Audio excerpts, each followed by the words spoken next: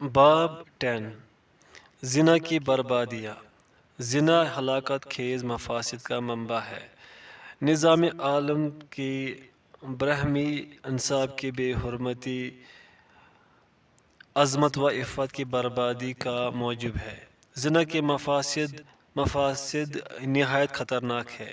اس سے دنیا میں بڑی بڑی خرابیاں پیدا ہوتی ہیں، ایسی خرابیاں جو مصلحت نظام عالم، حفظ انصاب، تحفظ آبرو، صیانت و حرمت اور عفت و عصمت کے سراسر خلاف اور منافی ہیں۔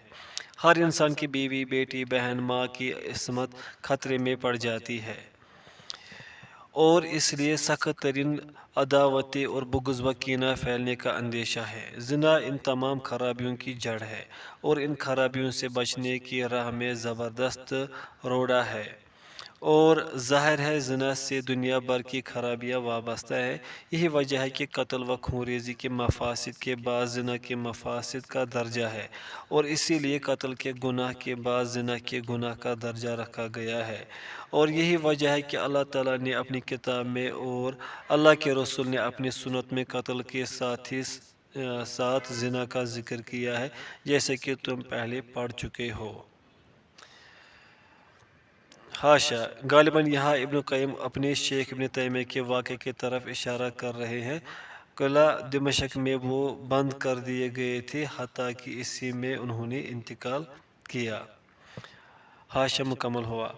امام احمد رحمہ اللہ کا قول ہے، قتل نفس کے بعد زنا سے بڑا گناہ میں کسی گناہ کو نہیں سمجھتا۔ اور اللہ تعالیٰ زنا کی حرمت و ممانعت کی توضیح و تاکید کس قدر وضاحت کے ساتھ پیش فرماتا ہے۔ ارشاد ہوتا ہے، ترجمہ: اور جو لوگ اللہ کے ساتھ کسی دوسرے معبود کو نہیں پکارتے اور کسی ایسے شخص کو جسے قتل کرنا اللہ تعالیٰ نے منع کر دیا ہو وہ بجز حق کے قتل کرتے ہیں، اور نہ ہی وہ زنا کے مرتکب ہوتے ہیں۔ سورہ فرقان۔ اللہ تعالیٰ اس آیت میں زنا کو شرک اور قتل نفس کے ساتھ بیان فرما رہا ہے۔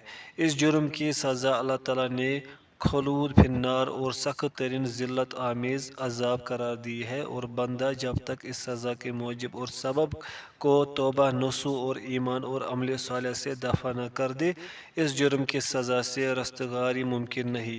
ایک دوسری جگہ اللہ تعالیٰ کا ارشاد ہے، ترجمہ: اور زنا کے قریب بھی نہ جاؤ، وہ بے حیائی اور بری راہ ہے۔ سورہ بنی اسرائیل۔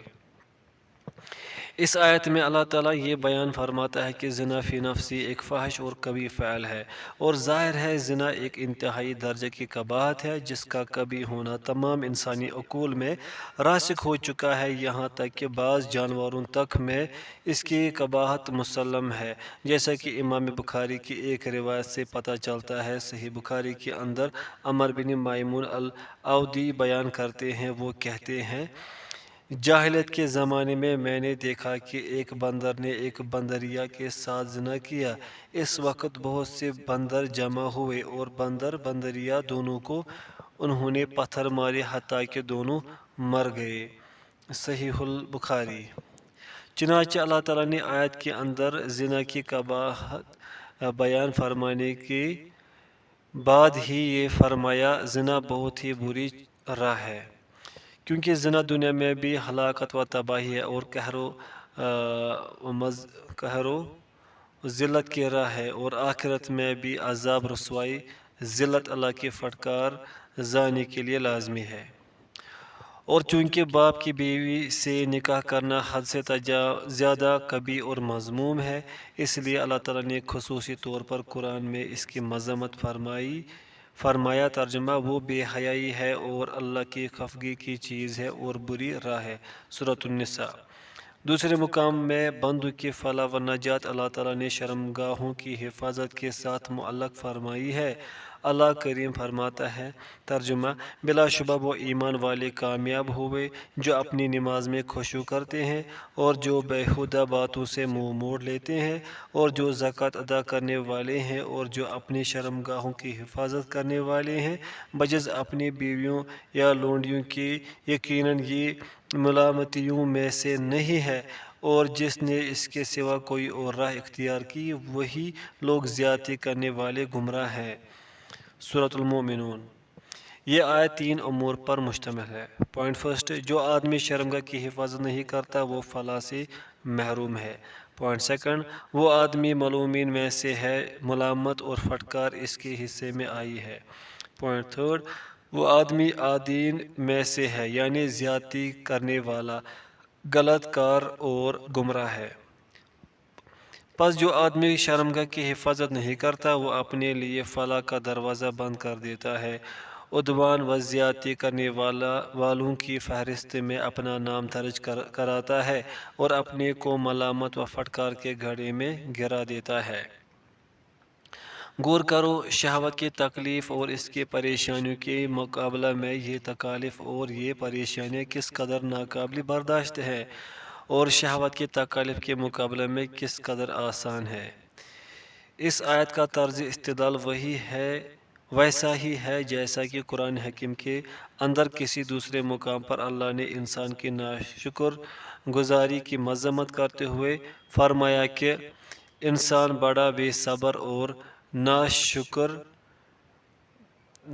ناشکر گزار پیدا کیا گیا ہے، نہ وہ تکلیف کے موقع پر صبر کرتا ہے، نہ خیر و فلاح کے موقع پر شکر۔ جب اسے خیر اور بلائی نصیب ہوتی ہے تو مال اور پیسے کی محبت میں مست ہو جاتا ہے، بخل اختیار کر لیتا ہے، ہاتھ تنگ کر لیتا ہے، اور جب کوئی تکلیف پہنچتی ہے اور کچھ نقصان ہو جاتا ہے تو جزع و فضع کرنے لگتا ہے، گھبرا جاتا ہے اور ہائے وائے کرنے لگتا ہے۔ اور نجات و فلاح پانے والے بندے وہی ہوتے ہیں جو ان باتوں سے مستثنیٰ ہوتے ہیں اور ان مذموم اوصاف سے پاک صاف ہوتے ہیں۔ چنانچہ اسی طرز بیان کے ساتھ یہاں بھی اللہ تعالیٰ نجات و فلاح پانے والوں کا ذکر کرتا ہے۔ ترجمہ، اور جو لوگ اپنی شرمگاہوں کی حفاظت کرتے ہیں سوائے اپنی بیویوں اور اپنی بانیوں کے، تو اس صورت میں ان پر کوئی ملامت نہیں۔ ہاں، جو لوگ اس کے علاوہ کوئی اور راستہ تلاش کرے تو وہ حد سے تجاوز کرنے والے ہیں۔ سورۃ المعارج۔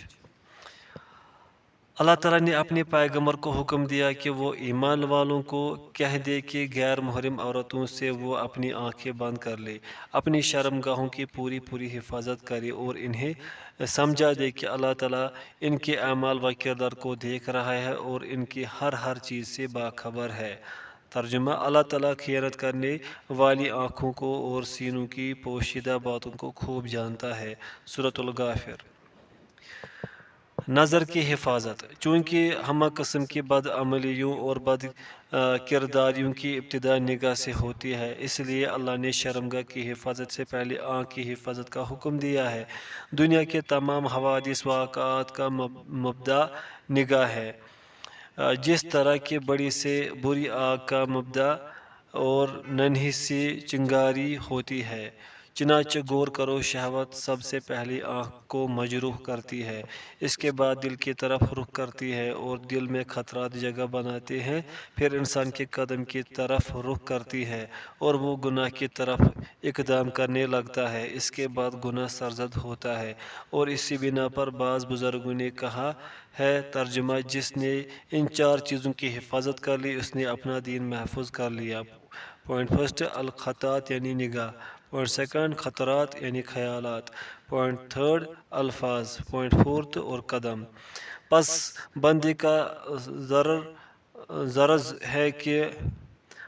کا فرض ہے کہ وہ ان 4 دروازوں کی پوری حفاظت کرے، ان مورچوں کی پوری مستعدی کے ساتھ نگرانی کرے، کیونکہ ان کا دشمن انہی کمین گاہوں اور انہی مورچوں سے اندر داخل ہوتا ہے اور اس کی آبادیوں کو تاراج اور تباہ و برباد کرتا ہے۔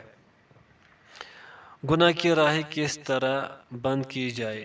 معاصی اور گناہ اکثر و بیشتر انہی 4 راستوں سے آتے ہیں جو اوپر بیان کیے گئے ہیں۔ ہم ان میں سے ہر ایک کو ایک جداگانہ فصل میں پیش کرتے ہیں۔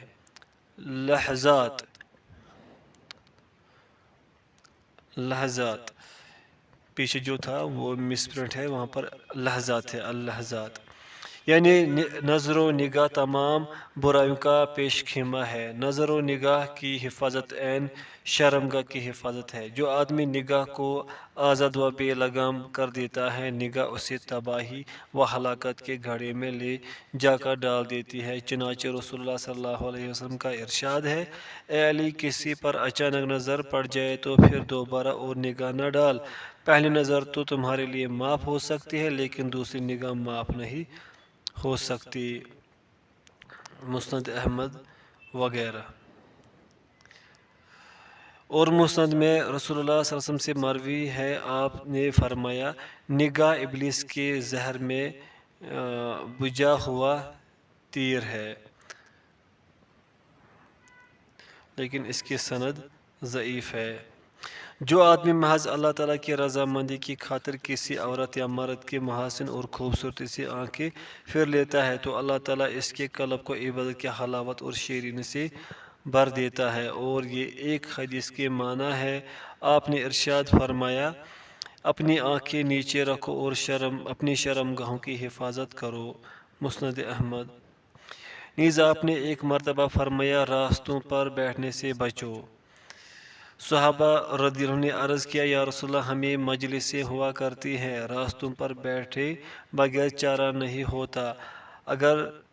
آپ نے فرمایا، اگر تمہیں ایسا کرنا ضروری ہی ہو تو پھر راستے کے حقوق ادا کیا کرو۔ صحابہ رضی اللہ عنہ نے عرض کیا، راستہ کے حقوق کیا ہیں؟ آپ صلی اللہ علیہ وسلم نے فرمایا، آنکھ پست رکھنا، یعنی نگاہ نیچے رکھے، ایذا رسانی سے بچنا اور سلام کا جواب دینا۔ صحیح البخاری و صحیح مسلم۔ حوادث اور مصائب و آلام جو عموماً انسان کو پیش آتے ہیں، ان کی اصل جڑ نظر و نگاہ ہے۔ نظر و نگاہ خطرات قلب کا موجب ہوتی ہے، جس سے ارادہ وقوع میں آتا ہے، پھر رفتہ رفتہ ارادہ میں پختگی پیدا ہو جاتی ہے اور بالآخر ارادہ عزیمت جازمہ بن جاتا ہے۔ اس کے بعد فعل کا عملی شکل میں وقوع پذیر ہونا لابد ہو جاتا ہے۔ اگر کوئی چیز مانع نہیں ہے تو فعل عملی صورت اختیار کر کے ہی رہتا ہے، اور اسی بنا پر کسی صاحب بصیرت نے فرمایا ہے، آنکھ بند کرنے کی تکلیف پر صبر کر لینا، اس تکلیف پر صبر کرنے سے بہت آسان ہے جو کچھ کرنے کے بعد ہوتی ہے۔ نگاہ کے فتنوں سے متعلق چند فکر انگیز اشعار۔ اسی بنا پر کسی شاعر نے کہا ہے، ترجمہ، تمام حوادث کا مبدا نظر ہے اور بڑی آگ چھوٹی چنگاری سے ہی لگتی ہے۔ کتنی نگاہیں نظر کرنے والے کے قلب میں اس طرح بیٹھ جاتی ہے جس طرح کمان اور چلہ میں تیر بیٹھ جاتا ہے۔ آدمی آنکھیں ادھر ادھر مارتا رہتا ہے، لوگوں کی آنکھوں میں اور خطرہ کے قریب ہوتا ہے۔ آنکھوں کو وہ خوش کرتا ہے جس سے دل کو ضرر پہنچتا ہے۔ اس مسرت کو مرحبا نہیں کہا جا سکتا جو ضرر کو لے آئے۔ نظر و نگاہ کی آفتوں اور مصیبتوں میں سے یہ کتنی بڑی آفت اور مصیبت ہے کہ انسان حسرتوں، آنسوؤں اور سوزتروں کا شکار بن جائے، جس سے اس کے سامنے ایسی مصیبتیں آ کھڑی ہو جاتی ہیں کہ اس کی قدرت و استطاعت سے باہر ہوتی ہے، جن پر اس سے صبر کرنا بھی دشوار ہو جاتا ہے۔ غور کرو، یہ کتنا بڑا عذاب ہے کہ ایسی مصیبت تمہارے سامنے آ کھڑی ہو جس پر تمہیں صبر کرنا بھی دشوار ہو، بلکہ بسا اوقات یہ مصیبت اتنی بڑی ہوتی ہے کہ اس سے کم درجے کی مصیبت بھی قابل برداشت نہیں ہوتی، انسانی طاقت سے بھی باہر ہوتی ہے۔ چنانچہ کسی شاعر نے کہا ہے، ترجمہ، جب تم نے اپنے قلب کے قاصد کو آزاد چھوڑ دیا تو ایک دن اس کے مناظر تمہیں تھکا دیں گے،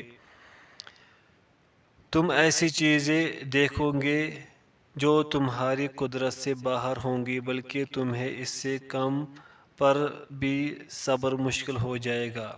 شاعر کا قول ہے کہ تو کل پر قادر نہیں ہوگا، یہ کل پر قدرت کی نفی کرتا ہے، اور کل کی نفی اسی وقت ممکن ہے جبکہ کل کے ہر فرد سے قدرت کی نفی ہو۔ کتنے ہی آزاد نگاہ انسان اپنی نگاہ بازیوں سے ہلاک ہو رہ گئے۔ نگاہ بازیوں کی زنجیروں میں ایسے کس دیے گئے کہ انہیں زنجیروں میں تڑپ تڑپ کر وہ مر گئے۔ چنانچہ کسی شاعر کا قول ہے، ترجمہ: اے نظر باز، تیری نظر بازی اس وقت تک دور نہیں ہوگی جب تک کہ تو اپنی نظر بازیوں میں تڑپ تڑپ کر مر نہیں جائے گا۔ اور اس بارے میں میرے بھی کچھ اشعار ہیں۔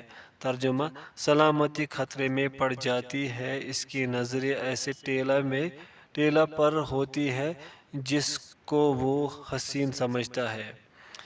وہ اپنی نگاہ کی اتباع کرتا رہتا ہے یہاں تک کہ مقتول ہو کر گر پڑتا ہے۔ ایک ایسی عجیب بات ہے کہ نگاہ کا تیر منظور تک بعینی جس کی طرف دیکھتا ہے نہیں پہنچتا، بلکہ خود نظر کرنے والے کے قلب کو نشانہ بناتا ہے۔ چنانچہ میرے قصیدے کے یہ دو شعر ہیں۔ ترجمہ: اے نظر کے تیر قوت سے چلانے والے، تو خود اپنے ہی تیر سے مارا جائے گا، تو صحیح عمل نہیں کر رہا ہے۔ اور اے نظر کو شفا کے لیے بھیجنے والے، اپنے قاصد کو روک تاکہ تیرے لیے مصیبت نہ آئے۔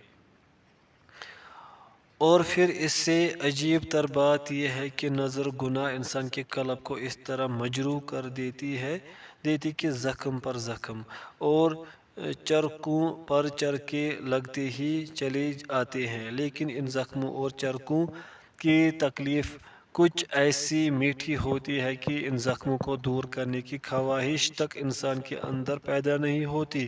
اور اس بارے میں بھی میرے کچھ شعر ہیں۔ تو ہر ملیحہ عورت اور ہر ملی مرد پر نظر ڈالتا چلا جا رہا ہے۔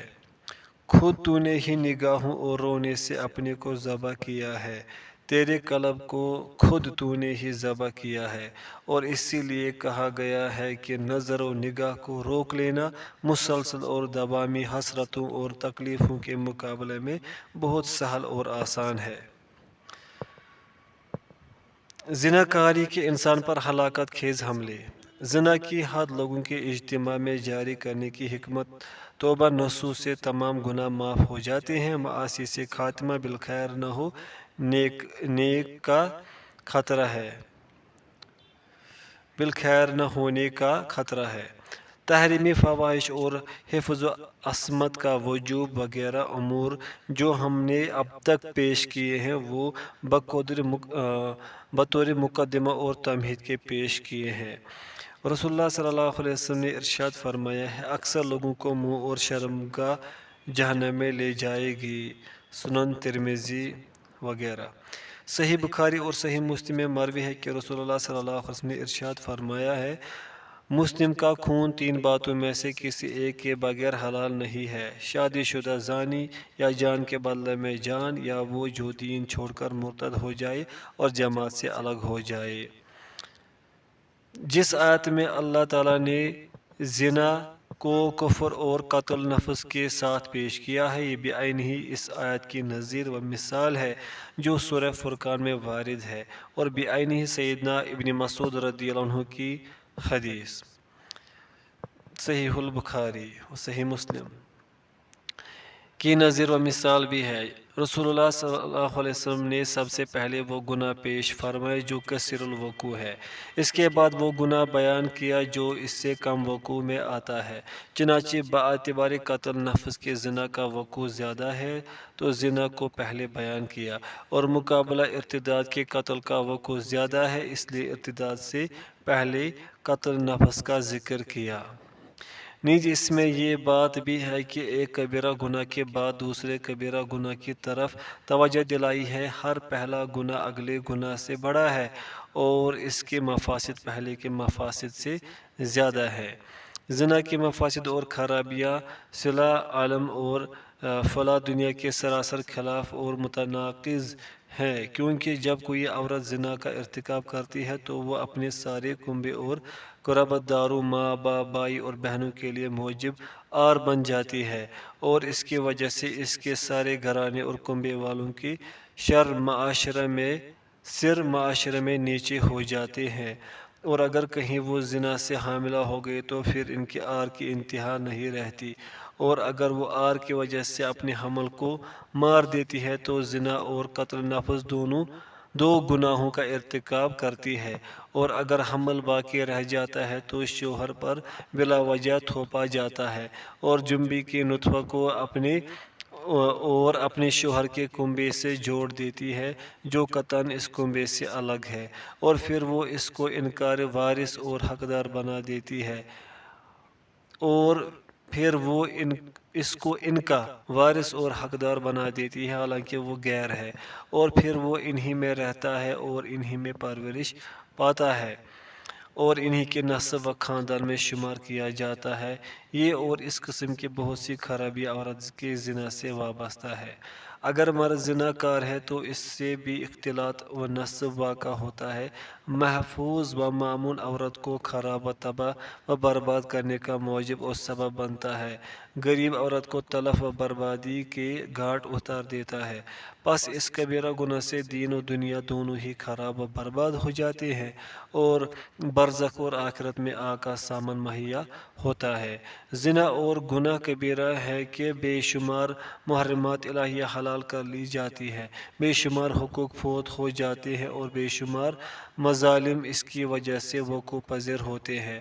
زنا کی ایک خاصیت یہ بھی ہے کہ فقر و مذلت زانی کے لیے لازم ہو جاتی ہے اور زانی کی عمر کوتاہ ہو جاتی ہے اور وہ لوگوں میں عموماً روحسیہ ہو جاتا ہے۔ یہ بھی زنا کی خاصیت ہے کہ زانی کا قلب مضطرب اور منتشر ہو جاتا ہے، اور اگر اس کا قلب موت کے گھاٹ نہیں اترتا تو کم از کم بیمار اور مریض ہو جاتا ہے اور حزن و غم اور خوف و ہراس کا مخزن ضرور بن جاتا ہے، اور خدائے مالک الملک اور فرشتوں سے اسے دور پھینک دیتا ہے اور شیطان کے قریب بلکہ شیطان کی گود میں بٹھا دیتا ہے۔ غلط کاری اور غیرت، غرض قتل و خونریزی کے مفسدہ کے بعد زنا کے مفاسد سے بڑھ کر کوئی مفسدہ نہیں ہے، اور یہی وجہ ہے جو شریعت نے زانی کے لیے بدترین رسوا کن طریق قتل کی سزا تجویز فرمائی ہے۔ زنا اس قدر تکلیف دہ برائی ہے کہ اگر کسی سے کہا جائے کہ تیری بیوی نے خودکشی کر لی تو اسے سخت صدمہ ہوگا، لیکن اگر کسی نے اسے یہ کہہ دیا کہ تیری بیوی نے فلاں کے ساتھ زنا کیا تو اسے خودکشی کرنے کے صدمے سے لاکھوں درجہ بڑا صدمہ ہوگا۔ چنانچہ سیدنا سعد بن عبادہ رضی اللہ عنہ کی ایک روایت ہے، اگر میں اپنی بیوی کے ساتھ کسی کو دیکھ پاؤں تو اڑی تلوار سے اسے قتل کر دوں۔ رسول اللہ صلی اللہ علیہ وسلم کو سیدنا سعد رضی اللہ عنہ کی اس بات کی خبر ہوئی تو آپ فرمانے لگے، کیا تمہیں سعد کی غیرت پر تعجب ہو رہا ہے؟ قسم اللہ کی میں سعد سے زیادہ غیور ہوں اور اللہ مجھ سے بھی زیادہ غیور ہے، اور اس غیرت ہی کی وجہ سے اللہ نے ظاہری و باطنی فواحش کو حرام گردانا ہے۔ صحیح البخاری و صحیح مسلم۔ نیز صحیح بخاری اور صحیح مسلم میں رسول اللہ صلی اللہ علیہ وسلم کا بیان کرتے ہیں، اللہ تعالیٰ غیور ہے اور مومن بھی غیور ہے، اور بندہ جرائم کا ارتکاب کرتا ہے تو اللہ تعالیٰ کو غیرت آتی ہے۔ صحیح البخاری و صحیح مسلم۔ رسول اللہ صلی اللہ علیہ وسلم نے ارشاد فرمایا، اللہ سے زیادہ کوئی غیور نہیں، اور اسی لیے اس نے ظاہری باطنی فواحش کو حرام گردانا ہے، اور اللہ سے زیادہ عذر و معذرت کا پسند کرنے والا کوئی نہیں، اور اسی لیے اس نے بشارت دینے والے اور ڈرانے والے رسول و پیغمبر بھیجے، اور اللہ سے زیادہ کسی کو اپنی تعریف پسند نہیں، اور اسی لیے اللہ نے خود اپنی تعریف کی ہے۔ صحیح البخاری و صحیح مسلم۔ اور صحیح بخاری اور صحیح مسلم میں ہے کہ رسول اللہ صلی اللہ علیہ وسلم کے سورج گرہن کے خطبہ میں مروی ہے، آپ نے فرمایا، اے محمد کی امت، قسم اللہ کی اللہ سے زیادہ کوئی غیرت مند نہیں کہ اس کا کوئی بندہ یا بندی زنا کاری کرے۔ اے محمد کی امت، قسم اللہ کی جو میں جانتا ہوں اگر تم لوگ جانتے تو اگر تم جان لو تو تم ہنسنا کم کر دو اور بہت زیادہ رویا کرو۔ اس کے بعد آپ صلی اللہ علیہ وسلم نے اپنے ہاتھ اٹھائے اور بارگاہ الہی میں عرض کی، اللہم حل بلغت، اے اللہ تو گواہ ہے میں نے تیرا دین پہنچا دیا۔ سورج گرہن کی نماز کے بعد خطبہ میں اس کبیرہ گناہ کا ذکر خاص معنی رکھتا ہے اور غور و تأمل کرنے والوں کے لیے اس میں عجیب و غریب اسرار و رموز پوشیدہ ہیں۔ قیامت کی نشانی حرام کاری کی کثرت۔ زنا کی کثرت تباہی عالم کی بڑی نشانی ہے۔ نیز زنا کی کثرت قیامت کی نشانیوں میں سے ایک بڑی نشانی ہے، جیسے کہ صحیح بخاری اور صحیح مسلم میں سیدنا انس بن مالک رضی اللہ عنہ بیان فرماتے ہیں، میں تمہیں ایک حدیث سناتا ہوں جو شاید میری بات تمہیں کوئی نہیں سنائے گا۔ میں نے یہ حدیث رسول اللہ صلی اللہ علیہ وسلم سے سنی ہے۔ آپ نے فرمایا، قیامت کی نشانیوں میں سے یہ بھی ہے کہ علم اڑ جائے گا، جہالت بڑھ جائے گی، شراب خوب پی جائے گی اور زنا کی کثرت ہو جائے گی، مرد کم ہو جائیں گے اور عورتوں کی کثرت ہو جائے گی، عورتوں کی اس قدر کثرت ہو جائے گی کہ ایک مرد 50 عورتوں کا بوجھ اٹھائے گا۔ صحیح البخاری و صحیح مسلم۔ اللہ تعالیٰ کی یہ عادت اور سنت مستمرہ رہی ہے کہ جب زنا کی کثرت ہو جاتی ہے تو اس کا غضب و غصہ تیز ہو جاتا ہے، اور جب اس کا غضب و غصہ تیز ہو جاتا ہے تو اس کے غضب و ناراضی کے آثار زمین پر بصورت عقوبت و عذاب ظاہر ہونے لگتے ہیں، جیسے کہ سیدنا عبداللہ بن مسعود رضی اللہ عنہ فرماتے ہیں، جب کسی بستی اور آبادی میں سود خوری اور زنا کاری کی کثرت ہو جاتی ہے تو اللہ تعالیٰ اسے ہلاک کرنے کا حکم دے دیتا ہے۔ مسند احمد۔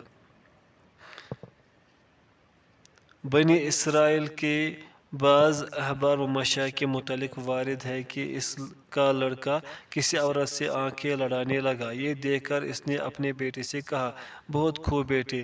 وہ اسی وقت وہ سر کے بل تخت سے نیچے گرا اور اس کی شہرگ کٹ گئی، اور اس کی بیوی بھی اسی طرح گر پڑی۔ اس کے بعد اس سے خطاب کیا گیا، اپنے بیٹے پر میرے لیے غصہ کرنے کی یہی حیثیت ہے، تم جیسے لوگوں میں کبھی خیر و برکت نہ ہوگی۔ زنا کی حد کا دیگر حدود سے ممتاز ہونا۔ اللہ نے زنا کی حد کو دوسری حدود کے مقابلے میں 3 خصوصیتوں سے ممتاز گردانا ہے۔ ایک یہ کہ زنا کی حد کا طریقہ نہایت ذلت آمیز اور رسوا کن مقرر فرمایا کہ لوگوں کے اجتماع میں زانی محسن کو سنگسار کیا جائے۔ جہاں جن صورتوں میں زنا کی عقوبت و سزا کم رکھی ہے وہاں بھی جسمانی اور قلبی سزا تجویز کی گئی کہ جسم پر کوڑی لگائی جائے اور 1 سال کے لیے اسے جلائے وطن کر دیا جائے۔ دوسری یہ کہ زنا کی سزا جو دین و شرع نے مقرر کی ہے اس میں کسی قسم کی رحمدلی اور رأفت قلبی نہ برتی جائے۔ اللہ کے حد کے اجرا میں رحمدلی رکاوٹ نہ ڈالے، کیونکہ حق سبحانہ وتعالیٰ نے یہ عقوبت و سزائیں اپنی رحمت و رأفت کی بنا پر ہی شروع فرمائی ہے۔ وہ ارحم الراحمین ہے، سب سے بڑا مہربان ہے، باوجود اس کے کہ اس کی رحمت اس کی عقوبت و سزا کو روکتی نہیں ہے۔ پس اگر تمہارے قلوب میں بھی رحمت و رأفت کا جذبہ ہو تو اس کے فرمان کے نفاذ میں کسی قسم کی رکاوٹ نہ ڈالو۔ اگرچہ یہ بات ہر قسم کے حدود میں ہونی چاہیے، لیکن زنا کی حد میں خصوصیت کے ساتھ اس کا ذکر فرمایا ہے، کیونکہ یہاں اس کے ذکر کی سخت ضرورت تھی، اس لیے کہ عموماً لوگ چوروں، ڈاکوؤں اور تہمت لگانے والوں اور شرابیوں کے خلاف جو خفگی، ناراضگی، غصہ و نفرت رکھتے ہیں وہ زانی کے خلاف نہیں رکھتے، بلکہ زانی پر جس قدر رحم و رأفت ان کے دلوں میں ہوتی ہے اتنی دوسرے جرائم کے ارتکاب کرنے والوں پر نہیں ہوتی۔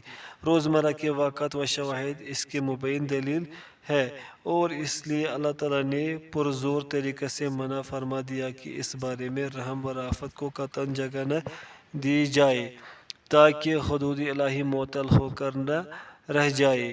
زنا کے متعلق یہ خصوصیت کیوں ہے؟ اس کا سبب یہ ہے کہ زنا کا ارتکاب شرفاً سے بھی ہوتا ہے اور متوسط طبقہ کے لوگوں سے بھی اور ادنیٰ طبقہ کے لوگوں سے بھی۔ باب